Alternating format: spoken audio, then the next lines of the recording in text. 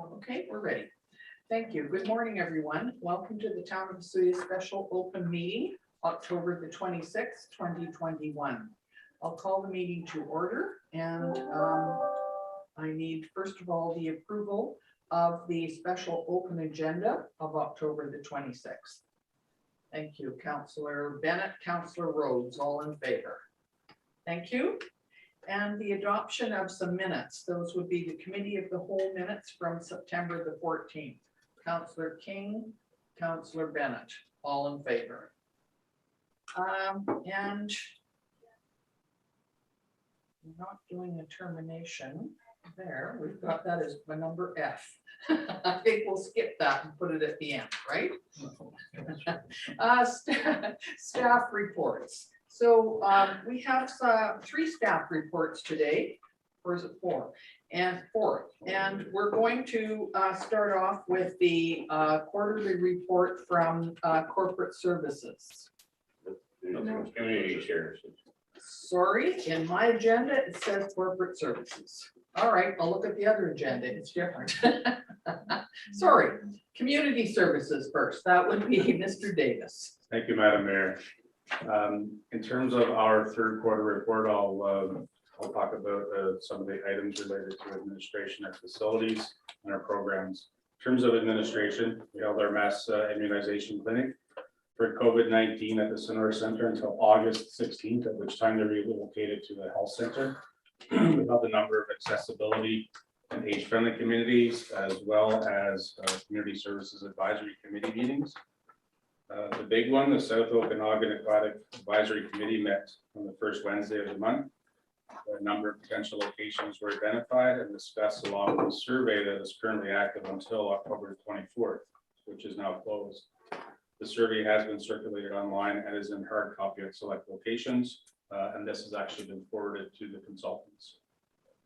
Staff completed the partnering agreement with the Desert Park Exhibition Society, and we're working on the upgrades that have been identified for the RV sites. A request for proposal was developed for an electric ice resurfacer. It is now closed, and we are reviewing the submissions that will come to council the next council meeting. Our annual membership sale was held on the 13th of September to the 20th. The numbers this year weren't as high as they have been in the past due to COVID, but we still sold at least 50% of what we had in the past. Staff updated signage and connected with all user groups relating to town facilities and provided up-to-date guidelines in relation to the start of the Vax Passport that started on September the 13th. All staff took a mandatory training session with their OH&S consultant, Telesafety, to review the town's communicable disease exposure control plan and to review the new work from home policy. Human Resource Development Canada final payment was over $25,000 that helped subsidize the summer student wages.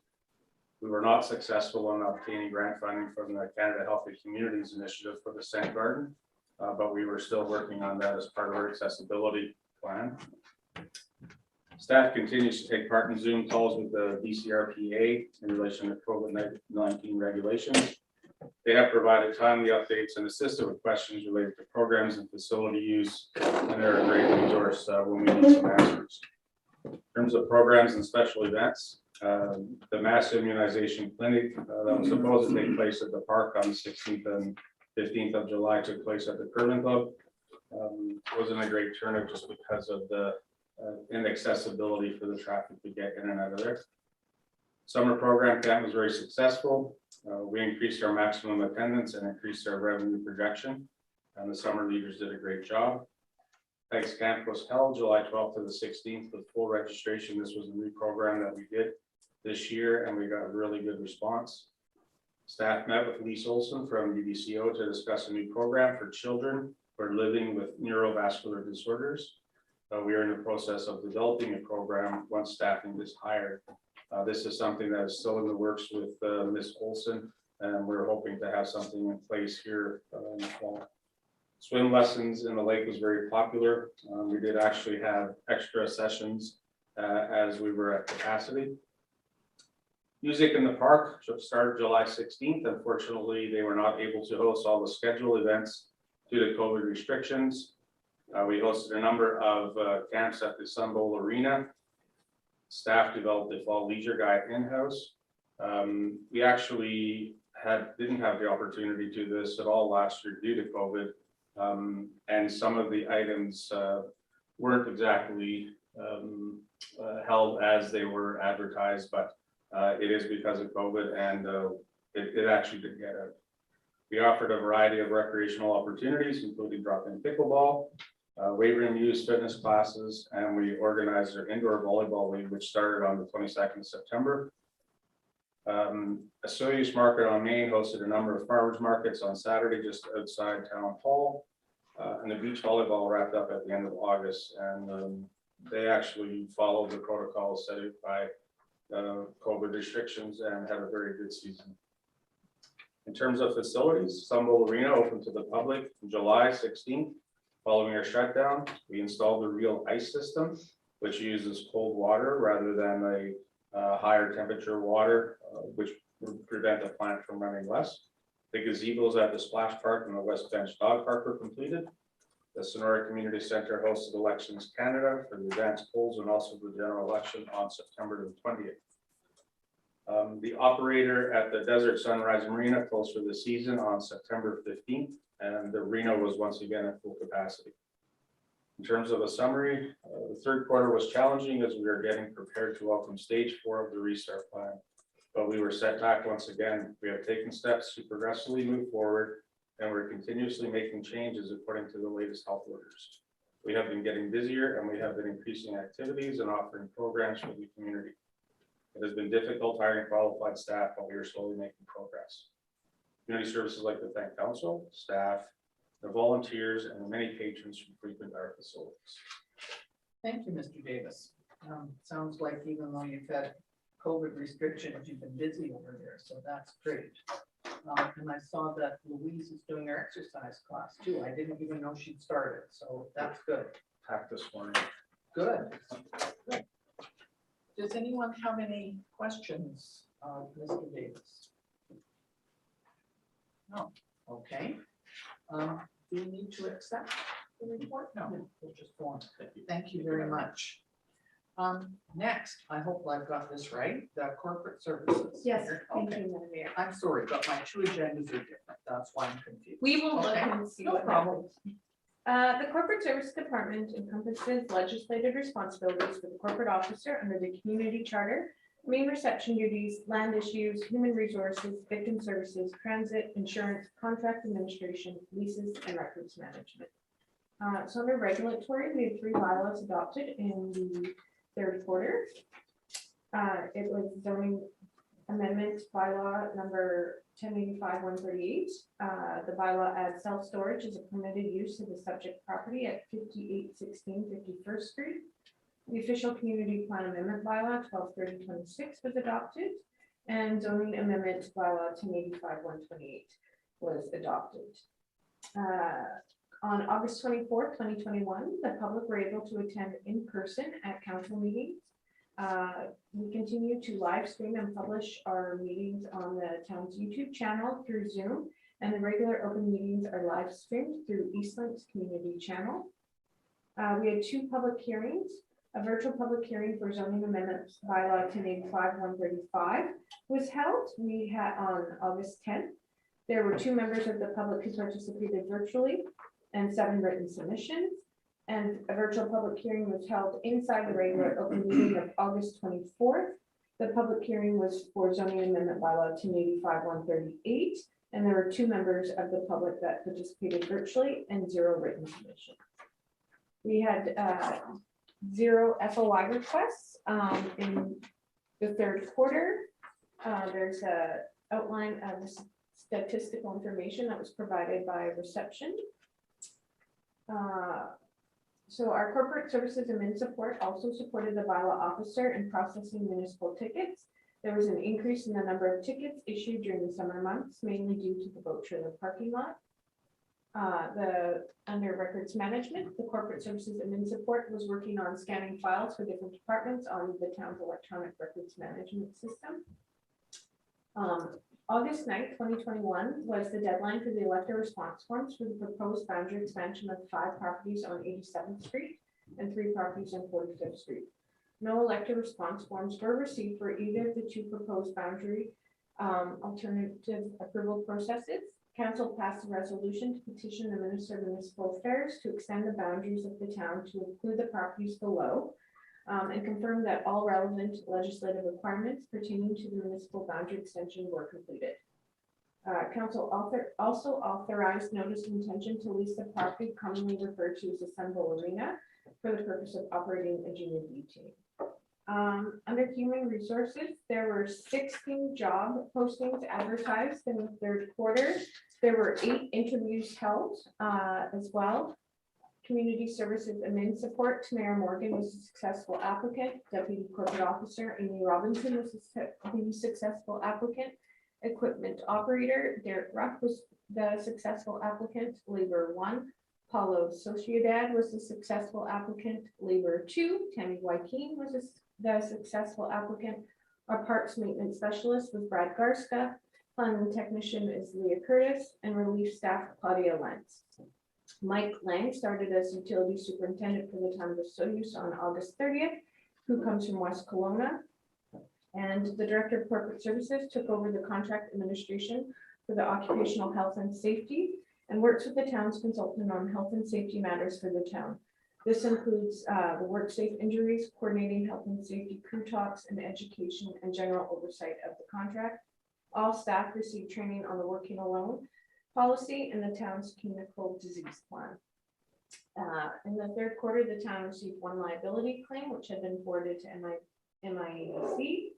And under leases and agreements, council authorized and approved the partner agreement between the town of Osoyoos and the Desert Park Exhibition Society.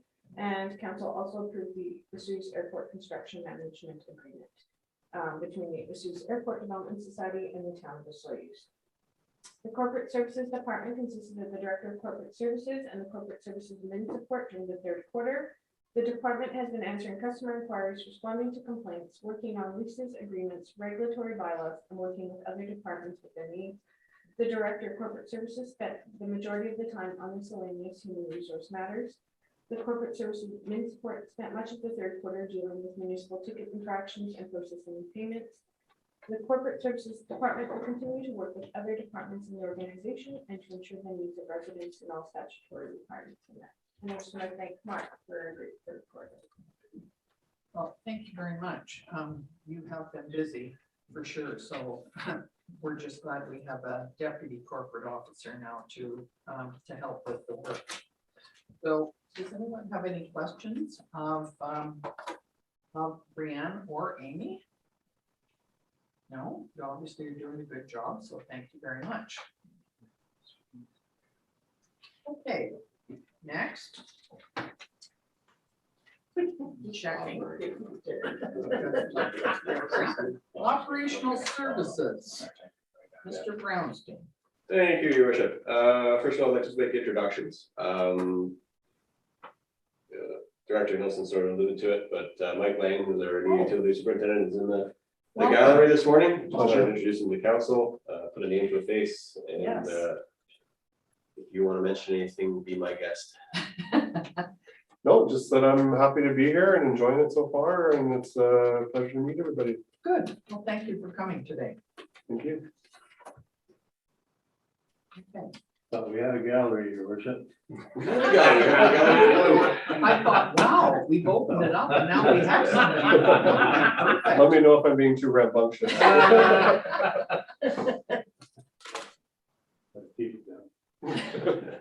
Okay. Yes, the operations department continues to deal with a variety of challenges in the last quarter. Some things we've highlighted in this quarter is hydrant painting program. So we're starting to recolor our hydrants as per AWA specifications, and these also align with NFPA standards. So you'll notice a few hydrants in town are now dark red with dark blue tops and caps. Those are our high flow hydrants, and then as we slowly get through the system, we'll paint them according to the flow throughout the system. So we started in the industrial area and then a little bit up in Dividend Ridge. We continue to deal with development servicing, service line breaks, mainline valve concerns, etc. It's been a busy month and a half for our utility superintendent, so he's hit the ground running. Public works wise, finished off some minor projects throughout the community. Getting Empire Street completed, where we had to realign the walkway and keep vehicle traffic out, and put down no posts and some signage to keep. So 4 people have a dead end street. Continue to do some maintenance in Gyro and all our other parks, and we're doing a lot of graffiti removal. The sign up on Highway 3 as you're approaching from the east was leaving the stickers and everything else, so that's been now cleaned up. And that general operations, just to kind of give you an outlook on where we at for service requests. I mean, we've almost had 350 to date, and we just started this program in the second quarter of this year.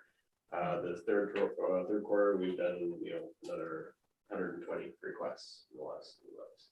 Request to do what? So this is a myriad of things. This is anything from asking us to change a light bulb in town hall to a new water service, or an issue in a park, or this is the variety of all services that we provide. We're trying to keep track of where we are and how we perform. I just give you some updates on flows in regards to our agriculture irrigation system, and then as well as our domestic system. These are numbers up to the end of September, so at year end they should be reflective more of 2020. But we're on mark to be one of our higher years of water consumption. And then just a little bit of a capital update for council, childcare expansion. There will be a further discussion this afternoon regarding our STAP project, rural domestic system to the south of the community. We are currently sitting at 70% complete. However, we are a month behind schedule. So contractors looking at being completed by the end of November. We're hopefully going to see that happen. Wastewater treatment desludging, 75% complete. There's one more visit to the lagoons just to go over some of the aerators. The demo of the old main wastewater pump station is now complete. I apologize. Sorry, this is it. It is now complete, and we still have to do some pipe rework for our 2 main force mains. We're going to install a couple of big munchers so that we can actually clean those force mains to optimize pumping and everything else. That's done. So Use Lake water main crossing has been awarded. They're now looking at, I believe it was early November before a contract will be on site. So construction will probably be between November and December for that crossing. Landfill scale. We'll be bringing a report to council at the next council meeting in November, asking for award for that contract. Main Street, we will be having a presentation to council next week, Tuesday, going over next steps and getting that to the final design project for review. And Legion Beach, design has been completed. We will be tendering probably within the next month. Thank you very much. Have any specific questions about any of these projects? Easy. Which is good. Okay. Thank you. And planning and development, Ms. McKay. Thank you, Mayor McCordoff, and it's a pleasure to be here today. As you know, of course, our team is very busy over there, our dwindling team, I should say, but nonetheless, we're powering through. Of course, planning is responsible for growth management, zoning, the OCP amendments, land use procedures, building permits, business licensing, security collection, and collection of development cost charges, etc. And of course, we've been very busy, as you well know, responding to development inquiries over the past quarter and since the beginning of 2021, a lot of focus on potential uses for downtown properties, particularly redevelopment of existing sites or the few vacant sites we have downtown. A lot of inquiries about conversion of motels and hotels to residential use, which is interesting. We had not seen that previously. A lot of people asking about carriage homes, opportunities for laneway housing, and of course, our favorite topic, short-term rentals. So with respect to planning projects, as council is aware, we've had first reading of our official community plan, and we'll be coming forward to council very quickly here with second reading. We're requesting a couple of small amendments to accommodate comments received from the Agricultural Land Commission and a couple of minor map amendments that we see are appropriate this time. We are looking to schedule a public hearing for December 7th. So I'm just going to plug that while I'm have an opportunity to do so. And of course, we'll be wanting to adopt the OCP, the new OCP, prior to the end of February to meet our deadline for the transportation grant. With respect to boundary expansions, to build on Mrs. Hilson's comments, we are now in the process of a third boundary expansion at Highway 3 and 62nd, which includes 4 properties. That particular referral package is with the province, waiting for their staff to provide comment back to us. And hopefully that will come forward in a timely fashion. With respect to development projects, I'm sure you're well aware, you've seen what's going on at Peanut Pond. The villas continue to move forward, and they're trying to get in as many foundations as possible before winter sets in so that their construction crew can continue to work there throughout the winter. And Meadowlark Phase 2, again, the developer is busy installing services there. Meadowlark Phase 3, final adoption was of course granted by council, and the developer is working on the list of requirements to complete the subdivision. They anticipate installation of their services in the spring, if not this winter, depending on what winter conditions are like. Lobelia subdivision services are going in there, and they're expected to start work on Lobelia Drive itself soon. Sawgrass, they're working on additional geotechnical permit reports, etc., to complete the 7 lots, 6 or 7 lots at the top there. Olympic View Drive, same thing. It's sitting at third reading, as council's aware. They're working on their geotechnical report and their servicing plans until they go to final adoption. It's a requirement that they provide those. Lakeshore Drive condominium. The developer again is also working on their service requirements, and they need to do some road improvements on all 3 sides there prior to moving forward. And of course, they've received a demolition permit for that home and barn that's on there, so anticipate that happening soon. Economic development, again, the town is taking sort of a break on the BC Entrepreneurial Immigration Program as a result of we really don't have a lot of empty storefronts downtown for new businesses to start up in at this time. We do have one applicant that we interviewed pre-COVID, which is also expressed an interest in starting a new engineering firm, and they will be coming here soon. We have a second applicant here right now on a tourist visa, looking for a site to open their new restaurant. And then of course we have another applicant that is in the process of opening their restaurant on Main Street. We've had 54 new businesses which have either opened or had a change of name or ownership since the start of 2021, which is pretty exciting considering, you know, with the pandemic, etc. And of course, as you're aware, ODES, the Osoyoos Airport Development Society, signed a contract with the municipality to work on their improvements up there, and they have issued the first contract for the paving under the CERP program that they received funding for. Building at the end of 2021 to date, 77 building permit applications have been received, and that includes a number of renovations, 8 permits to the villas, and 14 new single family homes, etc. And of course, there's quite a list here if you want to have a look at it. New sign permits have also been issued. Wildlife services, what's key here, I think, is that 141 MTIs were issued since beginning of 2021, predominantly all of those in the third quarter, of course, with the boat trailer parking lot opening up, and there was 133 failure to pay parking tickets issued, and a number of unsightlies, noise complaints, and water conservation complaints, of course. In summary, of course, we're still responding to a lot of building and development inquiries.